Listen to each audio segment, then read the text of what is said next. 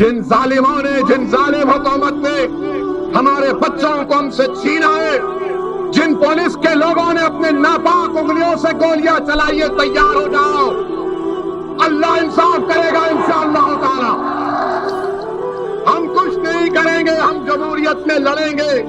हमारे पास हथियार नहीं है पुलिस वालों, हमारे पास ये हमारे हाथ, हमारे हथियार है, ये हमारे हाथ हथियार है जो हम अल्लाह के सामने रो रो कर भीख मांगेंगे।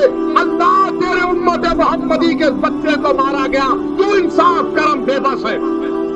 जिनके सीनों पर गोलियां मार दी गई इसलिए मारा गया क्योंकि मुसलमान थे और आप उनको भूल रहे।